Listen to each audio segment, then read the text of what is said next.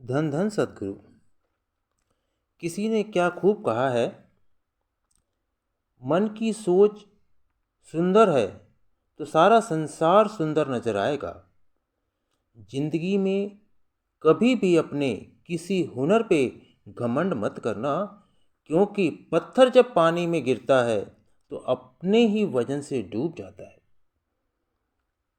तो हर एक इंसान समझता है कि जो वह कर रहा है वह सबसे अच्छा है।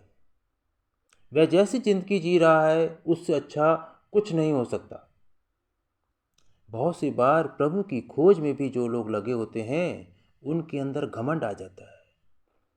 इंसान सोचने लगता है कि मैंने बहुत दान पुण्य किया, मैं बहुत से तीर्थ स्थानों पर गया, मैं बाकायदगी से अपने धर्म स्थान पर जाता हूँ, मैं औरों का ख्याल करता हूँ। कई बार हम भूल जाते हैं कि सद्गुणों का जिंदगी में होना बहुत ज़रूरी है। ऐसी जिंदगी जो अहिंसा से भरपूर हो, जो सेवा भाव से भरपूर हो, जिसमें हम नम्रता से हर एक के साथ पेश आए। ऐसी जिंदगी जिए जिसमें हमारे अंदर सबके लिए प्रेम हो।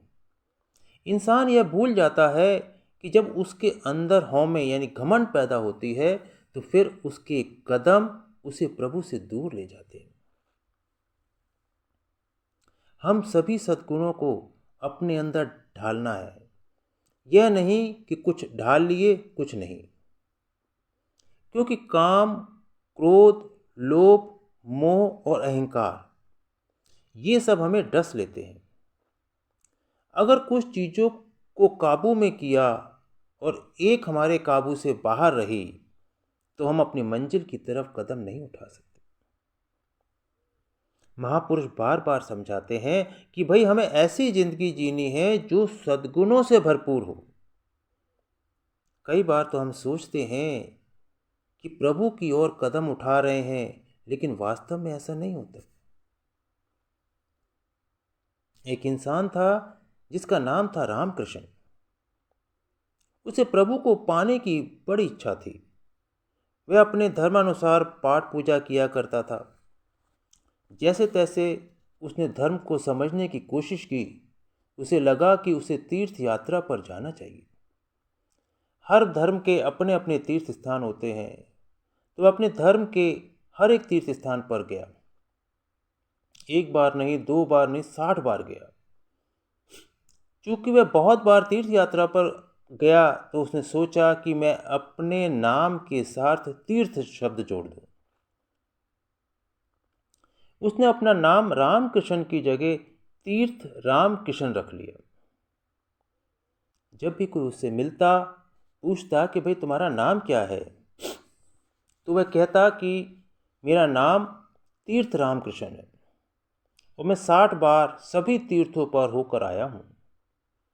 मैं अपने तरीके से प्रभु की ओर ध्यान टिकाने की कोशिश करता था और जैसा भी उसे ठीक लगता वैसा करता रहता। एक दिन वह सोया हुआ था, उसे स्वप्न आया कि उसकी मौत हो गई। जब धर्मराज के सामने उसकी पेशी हुई तो उन्होंने उससे पूछा कि तुम्हें पहले अपने अच्छे कर्मों का हिसाब करना है कि बुरे कर्मों का। उसने कहा कि पहले अच्छे कर्मों का हिसाब करना चाहिए, क्योंकि मैं 60 बार तीर्थ यात्रा करके आया हूँ। तो धर्मराज ने कहा, हाँ, तुम्हें इसका फल मिलना चाहिए, लेकिन तीर्थ स्थानों पर जाकर तुम्हारे अंदर घमंड आ गया, और इतना घमंड कि तुमने अपने नाम के आगे भी तीर्थ लगा लिए, ताकि लोग समझें कि तुम तीर्थ स्थानों पर होकर आए हो। इसलिए जितना भी फल मिलना था वह शून्य हो गया। जितना ज़्यादा तुमने लोगों को यह बताया कि तुम उस तीर्थ स्थान पर जाते रहे, उस तीर्थ स्थान पर गए, उससे जो भी पुण्य तुमने कमाया था वह सब खत्म हो गया। उसे लगा कि यह तो सारा काम खराब हो गया। सबसे अच्छा काम तो जिंदगी में मैंने यही किया था कि मैं तीर्थ यात्रा पर जाता था। एकदम से उसकी नींद खुल गई। उठा तो शुक्र मनाया कि उसकी मौत नहीं हुई। फिर उसके बाद उसने अपनी जिंदगी अपने अहंकार को काबू में रखा। तो महापुरुष हमें यही समझाते हैं कि हम जिंदगी को ऐसी जिएं जो नम्रता से भरपूर हो। संत दर्शन सिंह जी महाराज बड़े प्यार से समझाया करते थे, एक तो ईगोइस्टिक लोग होते हैं। ईगोइस्टिक वो जिनको अपने आप पर बहुत घमंड होता है, जिनको लगता है कि उनके कारण ही सब कुछ हो रहा है। वे सोचते हैं मैं बहुत अच्छा हूँ, मैं बहुत पढ़ लिख गया हूँ, मैंने बहुत पैसे कमा लिए हैं, मेरा बहुत बोलबाला है। वह है ईगोइस्टिक इंसान। एक दूसरे तरह के इंसान होते हैं ईगोटिस्टिक। वह इंसान जो सिर्फ यह नहीं समझता कि मैं बहुत अच्छा हूँ, बल्कि औरों को बताता भी है कि मैं बहुत अच्छा हूँ, मेरे पास बहुत सारे पैसे हैं, मैंने यह नई कार खरीदी, मैं यहाँ सैर करके आया, मेरे पास ये है, मेरे पास वो है। ज़्यादातर लोग इन दोनों अवस्थाओं में ही घिरे रहते हैं। एक बार एक मैदान में कुछ लड़के फुटबॉल खेल रहे थे। एक गुरु और शिष्य वहाँ से गुजरे। शिष्य ने गुरु से पूछा, जो फुटबॉल मार खाकर इधर से उधर जा रहा है, इसमें दोष फुटबॉल का है या लड़कों का? गुरु ने कहा कि भाई दोष उस हवा का है जो फुटबॉल में भरी है। वह हवा यदि निकल जाए तो न लड़के इसे मारेंगे, न ये इधर से इधर लुढ़केगा। कहने का मतलब कि अहंकार रूपी हवा जो हमारे मस्तक में है, उसी के कारण हम संसार के थपेड़े खा रहे हैं और इधर उधर भटकाए जा रहे हैं। तो अहंकार समाप्त तो सब शांत। तो भाई अगर अहंकार को काबू में न रखा जाए तो इंसान सच्चाई की जिंदगी नहीं जी पाता, क्योंकि जहाँ पर घमंड आ जाता है वहाँ पर आदमी बढ़ चढ़कर बातें करना शुरू करता है। वह सच्चाई को भी बदल देता है, झूठी चीज को भी ऐसे दिखाएगा जैसे वह सच्ची हो। उसकी जिंदगी सच्चाई से दूर होनी शुरू हो जाती है। हम में से कई लोग काफ़ी गप मारते हैं, करेंगे इतना सा काम, बात करेंगे इतना सारा कर लिया। क्यों? क्योंकि उससे हमारा अहंकार बढ़ता है। हम सोचते हैं कि अगर हम औरों को बताएंगे कि हमारे पास बहुत कुछ है तो वे समझेंगे हम बहुत बड़े हैं। महापुरुष समझाते हैं कि इंसान अहंकार में सच्चाई से बहुत दूर चला जाता है। अहंकार करके वह किसी की मदद करने की बजाय यही चाहता है कि सब कुछ उसी के लिए हो। उसे अंदर से लगता है कि सब उसकी वाह वाह करें और आप बहुत अच्छे हो, बहुत अच्छे हो। किसी की मदद करने के बजाय वह इंसान अपनी बढ़ाई में ही लगा रहता है। अहंकार के कारण इंसान को गुस्सा भी आता है। अगर एक अहंकारी आदमी आया और सामने वाला भी अहंकारी निकला, पहला आदमी अपनी बात करेगा पर दूसरा उसकी बात सुनेगा नहीं। पहला सुनाना चाह रहा है, दूसरा सुन नहीं रहा, तो पहले के अंदर गुस्सा बढ़ता चला जाता है। तो अहंकार का रूप है। अहंकार में देवी देवता भी फंस जाते हैं। एक बार देवताओं ने परमात्मा के प्रताप से असुरों पर विजय प्राप्त कर ली, पर देवता भगवान को भूलकर समझने लगे कि ये विजय हमने खुद प्राप्त की। अहंकार में ऐसा ही होता है। तो भगवान ने देखा कि इनका अभिमान अगर दृढ़ हो गया तो असुरों की तरह इनका भी सर्वनाश हो जाएगा। उन पर उपकार करने के लिए ब्रह्म ने एक कौतूहल प्रकट किया, जिसको देखकर देवताओं की बुद्धि चक्कर खाने लगी। उन्होंने अपने अगुआ अग्निदेव से कहा कि इस यक्ष सदृश पुरुष का पता लगाएं। तो अग्निदेव वहां पर गए, पर उसमें से ऐसा तेज निकल रहा था कि वह कुछ बोलने का साहस ही ना कर पाए। अंत में यक्ष रूपी ब्रह्म ने पूछा, भाई तू कौन है, तू क्या कर सकता है? अग्नि ने बताया कि वह कौन है और कहा कि इस पृथ्वी में जो कुछ भी जड़ चेतन है उसको जलाने की ताकत मुझ में है। ब्रह्म ने सोचा इसका अहंकार मिटाना चाहिए। फिर ब्रह्म ने उसमें से अपनी शक्ति को खींच लिया और एक घास का तिनका वहां पर डालकर बोले कि भाई इसको तू जलाकर दिखा। अग्नि ने अपना सारा वेग लगा दिया पर तिनके का कुछ ना कर सके। अंत में नतमस्तक होकर लौट आए कि मैं कुछ पता न लगा सका। फिर वायु देवता वहां गए, उनका भी अग्निदेव जैसा ही हाल हुआ।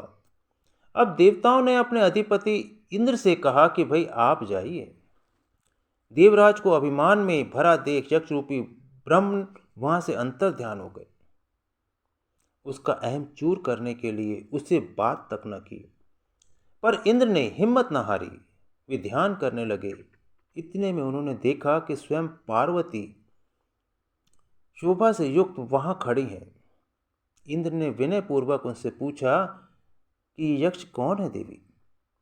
तो पार्वती ने बताया कि इंद्र इस ब्रह्म ने ही असुरों को पराजित किया है।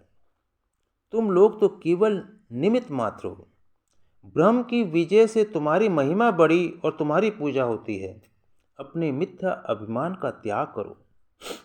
तो भाई जो कुछ होता है केवल ब्रह्म की सत्ता से होता है, उस परम पिता परमेश्वर की सत्ता से होता है। तो उसी में ही हमें विश्वास करके चलना चाहिए। तो महापुरुष समझाते हैं कि हम ये ना सोचें कि भाई सारे गुण जरूरी नहीं।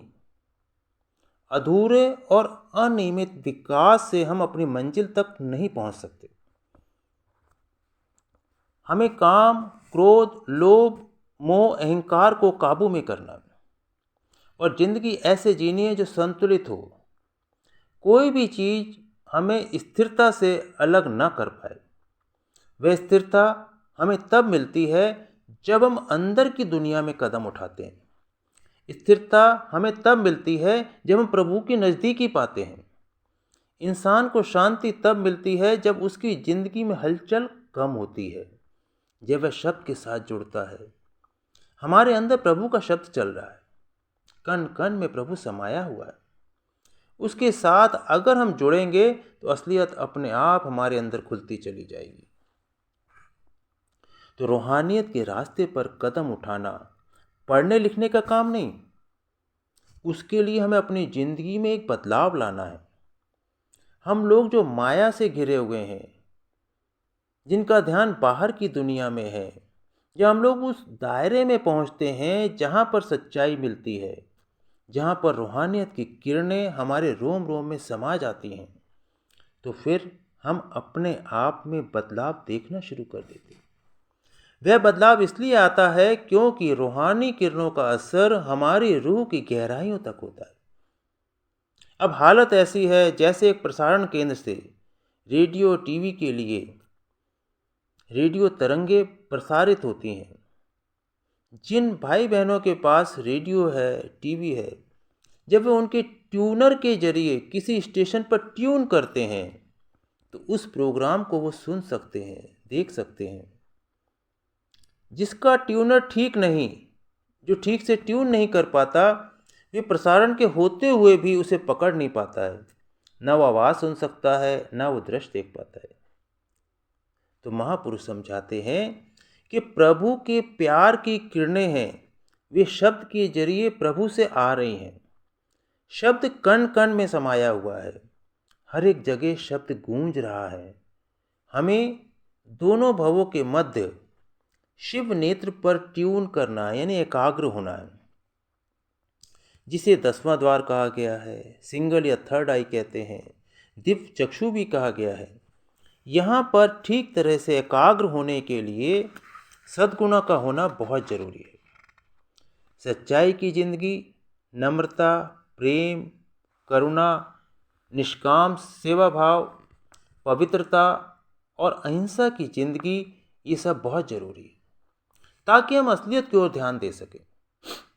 सब कुछ हमारे अंदर है, लेकिन इंसान का ध्यान बाहर की ओर है। अगर हम अपना ध्यान अंदर की ओर कर पाएंगे तो फिर हम असलियत को जान सकते हैं।